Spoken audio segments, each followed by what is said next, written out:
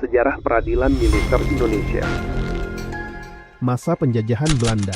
Atas dasar politik konkordansi pada tanggal 2 September 1933, Gubernur Jenderal De Jongge menyampaikan Rencana Kitab Undang-Undang Hukum Pidana Militer dan Kitab Undang-Undang Hukum Disiplin Militer yang hampir sama dengan yang berlaku di Nederland kepada Volksraad, Net-Indi beserta EMVET-nya setelah mengalami amandemen dan penyesuaian.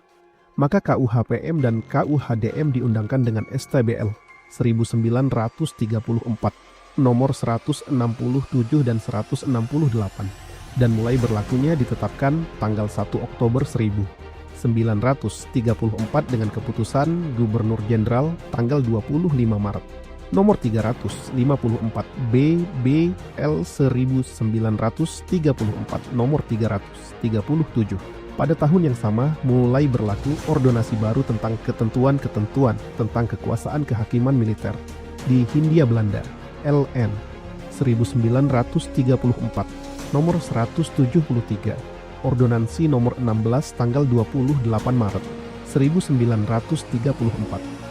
Peradilan militer Belanda di Indonesia dikenal dengan Krijgsraad dan Hoek Militair Gerechtshof yang ruang lingkupnya meliputi perbuatan pidana militer dan anggota-anggotanya terdiri dari Angkatan Darat Belanda di Indonesia, yaitu KNIL, dan anggota Angkatan Laut Belanda.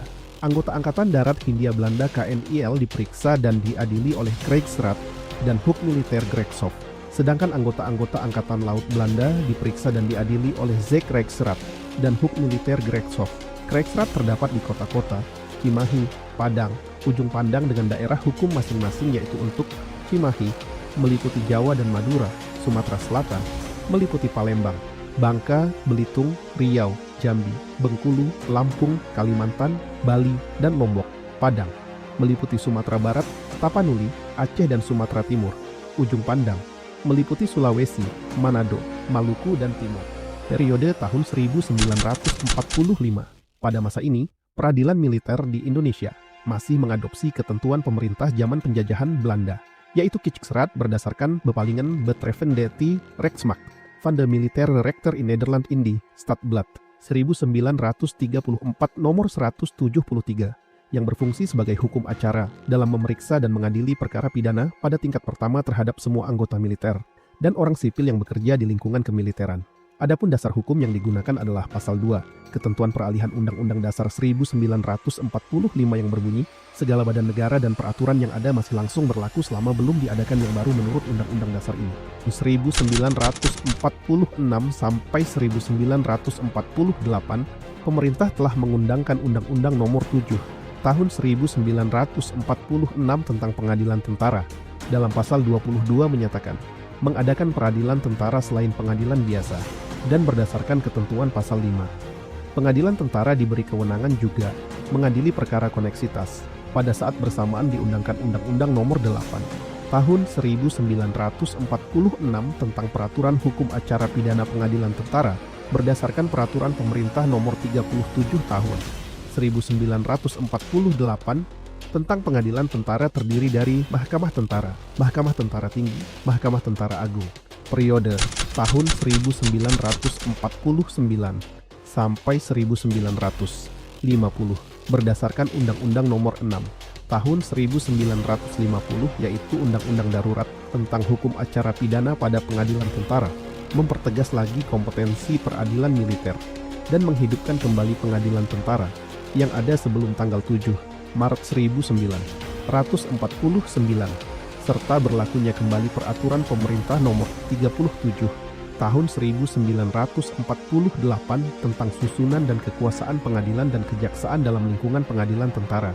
Ketentuan Pasal 2 Undang-Undang Nomor 6 Tahun 1950 tentang kekuasaan kehakiman dalam peradilan ketentaraan dilakukan oleh Pengadilan Tentara, Pengadilan Tentara Tinggi, Mahkamah Tentara Agung.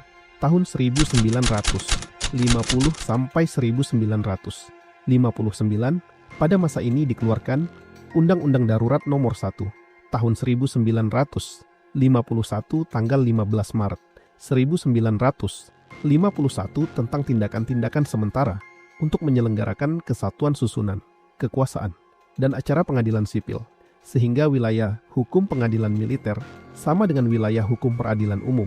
Selanjutnya diundangkan Undang-Undang Nomor 29 Tahun 1954 tentang Pertahanan Negara. Dalam pasal 35 menyatakan, Angkatan Perang mempunyai peradilan tersendiri, sehingga hal ini lebih mempertegas eksistensi peradilan militer yang berdiri sendiri dan terlepas dari peradilan lain. Pada periode ini dikenal Dekret Presiden tanggal 5 Juli 1959, yaitu kembali Undang-Undang Dasar 1945 secara murni dan konsekuen untuk melaksanakan ketentuan pasal 24 Undang-Undang Dasar 1945 yang mengatur kekuasaan kehakiman.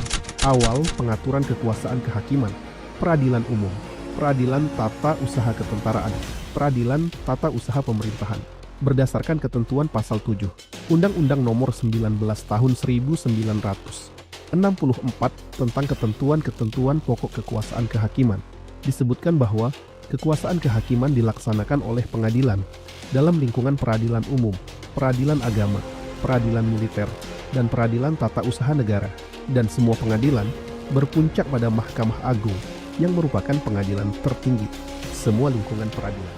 Berdasarkan Undang-Undang Nomor 5 Tahun 1969 dibentuk Peradilan Khusus Mahkamah Militer Luar Biasa, Mahmiluk. Pengadilan khusus ini dibentuk untuk menyidangkan perkara-perkara yang dianggap membahayakan keamanan bangsa dan negara. Hal ini disebabkan perkara tersebut sangat erat kaitannya dengan kebijakan pemerintah di bidang pertahanan dan keamanan, seperti peristiwa G30 SPKI. Kemudian diadakan perubahan dengan Undang-Undang Nomor 31 Tahun 1997 tentang peradilan militer yang mengatur susunan pengadilan dalam lingkungan peradilan militer terdiri dari pengadilan militer tinggi, pengadilan militer utama, dan pengadilan militer pertempuran. Tetapi kerangka organisasi pengadilan militer masih menggunakan kerangka organisasi yang lama berdasarkan keputusan Pangap Nomor /0 1/1984 tanggal 30 Oktober 1984 dan Nomor /0 6/2/1988 tanggal 27 Februari 1988.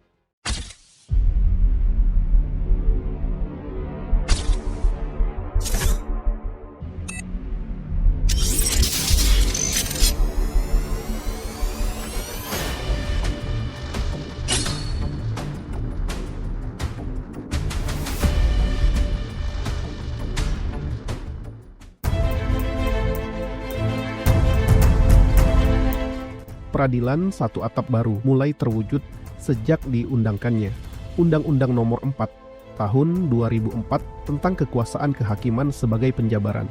Dari pasal 11 Undang-Undang Nomor 35 Tahun 1999 yang telah merubah Undang-Undang Nomor 14 Tahun 1970 tentang ketentuan-ketentuan pokok kekuasaan kehakiman. Dalam pasal 42 Undang-Undang Nomor 4 Tahun 2004 dijelaskan bahwa pengalihan organisasi, administrasi, dan finansial dalam lingkungan peradilan militer harus selesai dilaksanakan paling lambat tanggal 30 Juni 2004 yang pelaksanaannya ditetapkan dengan keputusan Presiden. Selanjutnya pada tanggal 9 Juli 2004 lahirlah keputusan Presiden Republik Indonesia nomor 56 tahun 2004 yang mana dalam pasal 2 ayat 2 menyebutkan bahwa organisasi, administrasi, dan finansial pada pengadilan dalam lingkungan peradilan militer dialihkan dari Markas Besar Tentara Nasional Indonesia ke Mahkamah Agung terhitung sejak tanggal 30 Juni 2004. Secara fisik penyerahan baru dilaksanakan pada tanggal 1 September 2004 dengan ditandatanganinya berita acara serah terima oleh Panglima TNI dan Ketua Mahkamah Agung Republik Indonesia. Sehingga sejak 1 September 2004, organisasi, administrasi, dan finansial peradilan militer telah beralih dari TNI ke Mahkamah Agung. Bahwa sampai dengan tahun 2024, pengadilan militer belum memiliki tanggal yang ditetapkan dan diperingati sebagai Hari Jadi Pengadilan Militer yang mencerminkan semangat kesejarahan, nasionalisme, dan mencintai lembaga. Sementara jajaran pengadilan lain di bawah Mahkamah Agung sudah memiliki hari jadi yang diperingati setiap tahunnya. Karena penetapan hari jadi pengadilan militer memiliki nilai yang sangat penting bagi jajaran Kesatuan Pengadilan Militer. Jadi diperingati dimaksudkan untuk membangkitkan semangat, gairah dan motivasi kerja sehingga insan peradilan militer di seluruh tanah air mampu melaksanakan tugas secara profesional. Pada akhir tahun 2024, Kepala Pengadilan Militer Tinggi 2 Jakarta pada saat itu, Laksamana Pertama TNI Tuti Kipiani, SH, MH, membentuk tim perumus Hari Jadi Peradilan Militer yang beranggotakan para hakim Pengadilan Militer Tinggi 2 Jakarta. Tim tersebut dibentuk sebagai langkah awal untuk menyusun landasan penetapan Hari Jadi Peradilan Militer secara komprehensif dan bertanggung jawab. Selanjutnya, tim perumus melakukan kajian secara mendalam dan menyeluruh guna menentukan Hari Jadi Peradilan Militer dengan meninjau berbagai aspek, baik filosofis, sosiologis, historis, maupun yuridis. Dalam proses penyusunan dan pendalaman kajian tersebut, tim perumus juga memohon restu, masukan serta pandangan dari para sesepuh peradilan militer sebagai bentuk penghormatan terhadap nilai-nilai sejarah, tradisi, dan pengabdian yang telah diwariskan oleh para pendahulu peradilan militer di Indonesia.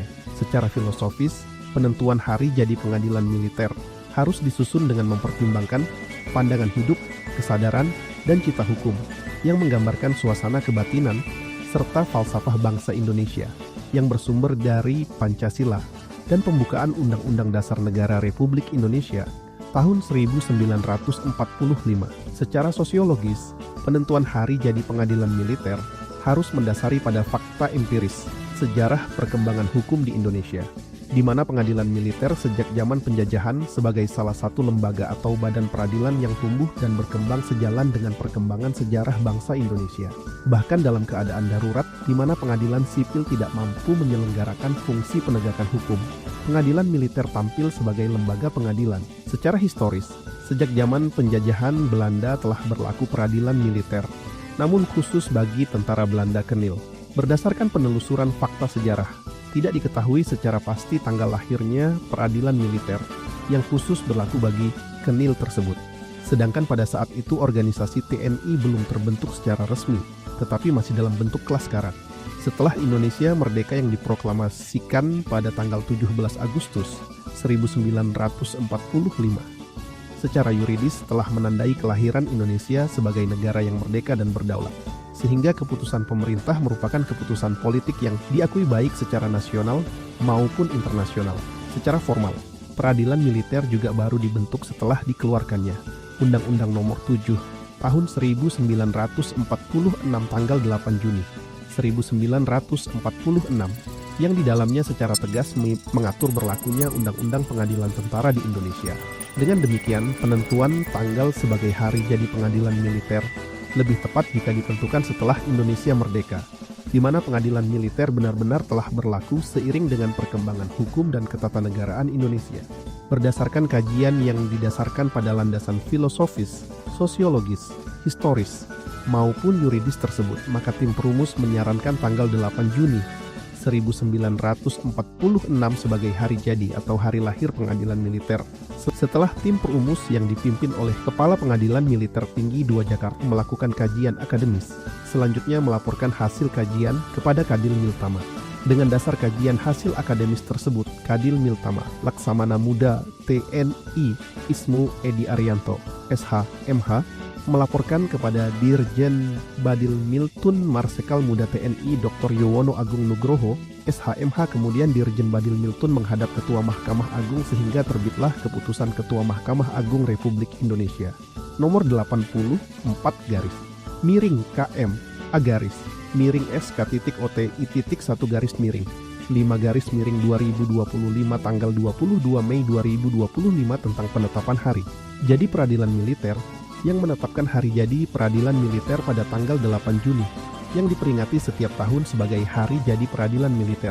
Harus mengedepankan imparsialitas, kebebasan dari pengaruh dalam intervensi dalam memutus perkara. Ditetapkan melalui suatu keputusan Ketua Mahkamah Agung nomor 84 tahun 2025, ditetapkan tanggal 8 Juni sebagai Hari Jadi Pengadilan Militer. Bahwa prajurit TNI yang melakukan kejahatan semasa aktif itu adalah justisiabel peradilan militer. Peradilan militer yang sukses adalah peradilan militer yang dapat memenuhi ekspektasi masyarakat pencari keadilan.